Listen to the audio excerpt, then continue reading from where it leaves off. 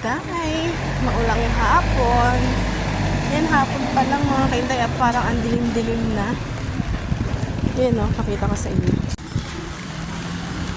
Diba? Ang dilim-dilim ng kalangitan. Ayan, nasa labas pa rin tayo. Ayan tayo ng ating. Parang gusto ko kasi makakainan ng pansit canton.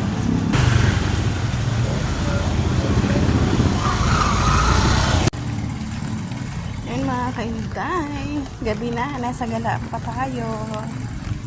Ayan, nadilim pa ang kalangitan. Pero pauwi na tayo. Pauwi na po ako mga kainday.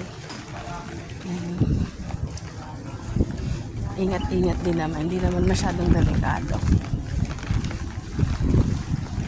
Yun na guys, thank you for watching. Please follow, like, and share.